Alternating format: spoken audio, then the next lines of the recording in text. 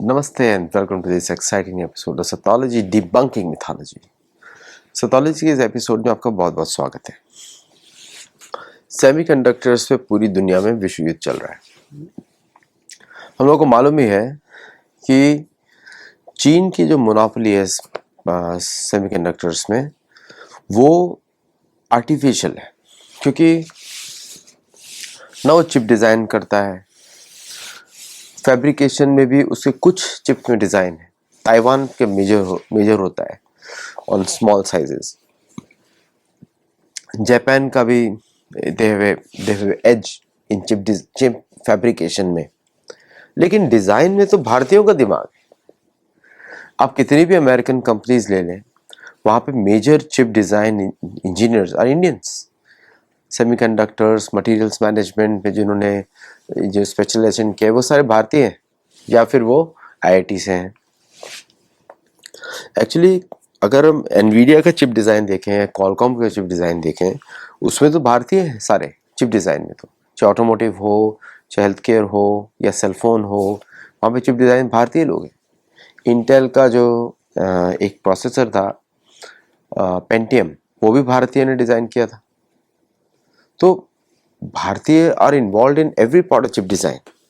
Unfortunately उसको America claim करता है उनका है, और ये सब इंजीनियर्स अगर अमेरिका से निकल गए तो सारे पैटेंट्स तो इंडियंस के हैं वहाँ पर।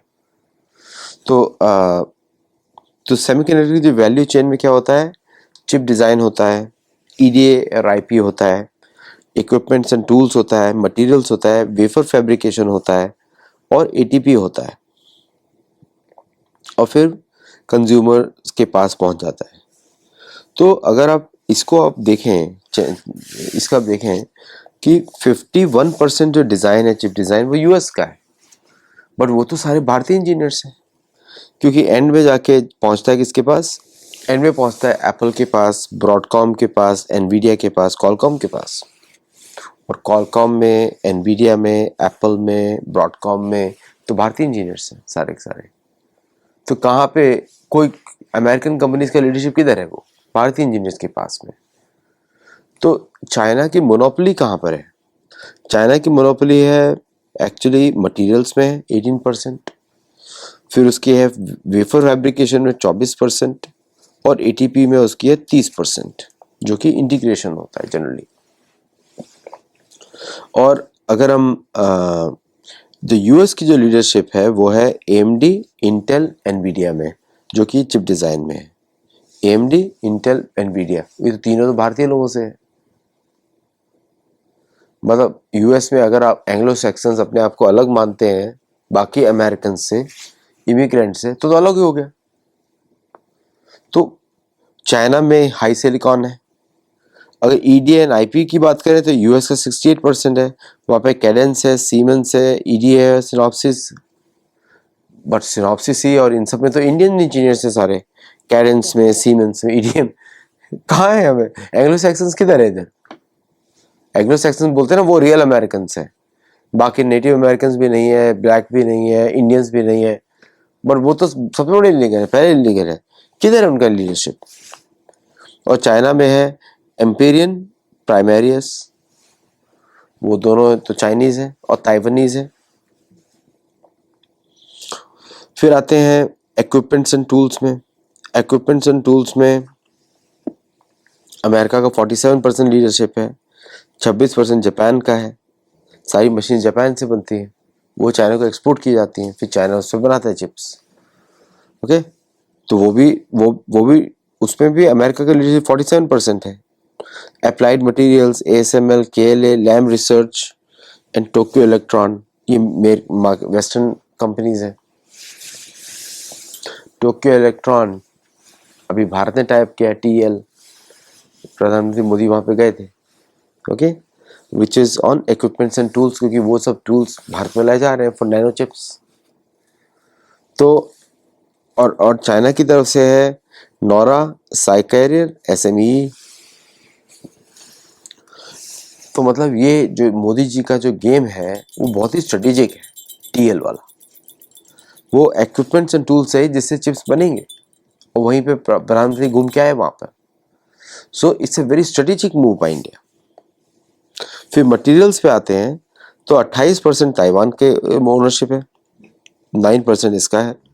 जापान के इसमें 12% है। तो DuPont, Merck, Mitsubishi gas chemicals, Shinetsu, Showa Denko, Trumpf and Zeiss, ये है अमेरिकन वेस्टर्न फर्म्स। इसमें से सबसे बड़ा शेयर है ताइवान का, चाइना का 18% शेयर है। इसके साथ भी भारत के टाइप्स हैं, जाइस के साथ भी हैं। जाइस की तो सारी डिज़ाइन इंडिया में होती है, ड्यूपॉन्ट की भी डिज़ाइन इंडिया में होती है, मर्क का जो डिज़ाइन है उसमें मेजोरिटी इंडियंस है।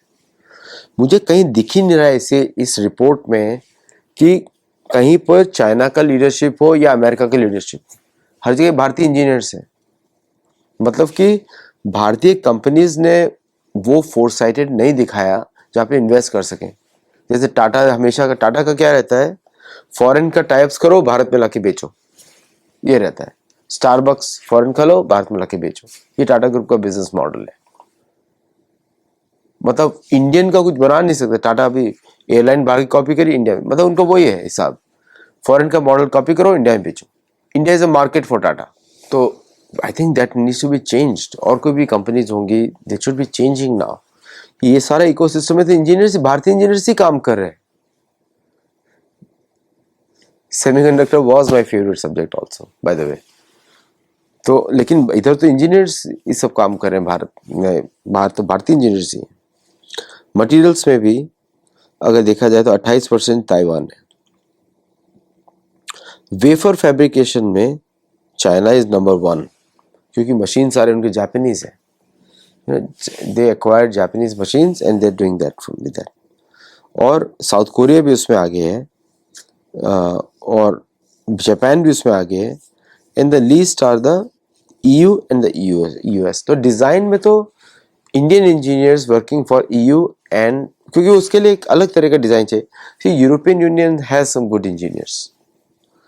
अब ATP हम बोलते हैं, इंटीग्रेशन बोलते हैं, तो वहाँ पे Amcor, Intel, Samsung and TSMC Taiwanese है, और चाइनीज है जेसेट एंड टोंगफू। और कस्टमर्स जो एंड यूज है उसमें Apple, Broadcom, Nvidia and Qualcomm, ये एंड यूजर्स हैं, क्योंकि वो उनकी चिप्स जाती हैं सेलफोन में। So now in Taiwan which is the in China it is SMIC and YMTC. No doubt उनके भी प्रोडक्ट्स अच्छे होते हैं, because Xiaomi is used on a daily basis by everybody. और भी अदर उनके सेलफोन प्रोडक्ट्स हैं। प्लस द कार जो एप्लीकेशंस हैं चाइना में, दे आर फिनोमिनल। उनका BYD car is a good car. ये अच्छा प्रोडक्ट तो अच्छा प्रोडक्ट बोलना पड़ेगा, because it is a good car. But I am not seeing in ये पूरी चेन में भारत क्यों नहीं दिखाई दे रहा है यहाँ पे मुझे। बिकॉज यहाँ पे हर जगह तो हमारे इंजीनियर्स काम करें, इसका मतलब ये है कि भारतीय कंपनीज इसको प्रायोरिटी नहीं बनाया। भारतीय कंपनीज बॉडी शॉपिंग के लिए लगे रहे।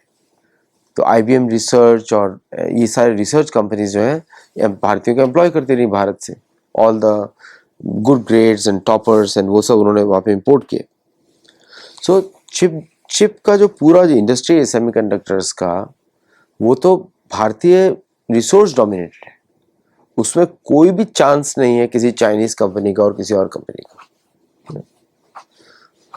अभी जैसे वैसी मजाक में लिखा मैंने कि आप लोग हमारा, सीरियसली बोल रहा हूँ अभी, कि बाय बिकम और मेंबर, तो हमको सपोर्ट करिए धार्मिक कंटेंट पे, ज्वाइन और गुरुकुल। अच्छा, अभी मैंने सुप्रीम कोर्ट पे एक लिखा मैंने कि भाई सुप्रीम कोर्ट भगवान विष्णु पे तो दे सकता है, CGI कुछ भी बोल सकता है भगवान विष्णु के ऊपर, लेकिन इसका मतलब ये है कि वो भगवान विष्णु से भी ऊपर हो गए। भारत के लॉज तो, हिंदुओं के लॉज तो वेदों पे आधारित है। न्याय, अगर हम वेदों का कल्चर फॉलो कर रहे हैं तो हमको न्याय वेदों के अनुसार मिलना चाहिए ना, मेरे बिलीफ के अनुसार न्याय होना चाहिए। ये तो बिलीफ से इंडिपेंडेंट न्याय कर दिया। हमारे यहाँ गाय को पवित्र मानते हैं, तो ये लोग तो शायद मानेंगे भी ना, भगवान विष्णु के विरुद्ध काम कर रहे हैं। तो अच्छा खासा ये, I don't know what kind of supreme court is that, जिस तरह ये भगवान विष्णु के विरुद्ध उसको बार बार, एनीवे वो डिफरेंट इशू है, बट नॉनदलेस। तो सेमीकंडक्टर्स में तो कहीं भी भारत का ही, हर जगह भारत का ही लीडरशिप है। सप्लाई चेन और चोक पॉइंट्स में। तो अमेरिकन कंपनीज हैं, they are leaders, no doubt about it, they are leaders in everywhere, लेकिन but most of the things are designed by Indian engineers, you know. So fabrication में and also design में India can lead now. Intel के chips तो India में design होते हैं, not in the US. Xeon processor तो Indian देन है उसकी विश को। So it's time to reverse it, Bharat में डिज़ाइन करिए, और हम लोग जो मदद कर सकते हैं we can do it from America. क्योंकि यहाँ पे जिस तरह हेटफुल बातें हो रही हिंदुओं के विरुद्ध, which is beyond any logical rational, लेकिन सबको मालूम है कि ये सारा रिलीजियस तरीके से प्लान किया जा रहा है from the churches are taking leadership, और सबको हिंट मिल गया है। और जितनी बार ट्रम्प मोदी का नाम लेता है ना, उतनी बार मोदी जी के लिए खतरा है, क्योंकि he is achieving his objective. उसकी टीम कुछ काम कर रही है और बिहाइंड द सीन उसके मुंह से निकल जाता है, उसकी सारी टीम उसको रिपोर्ट करती है। तो there is something sinister is being planned, उसमें भारत को ध्यान देना चाहिए। नमस्ते एंड जय जगन्नाथ। Thank you.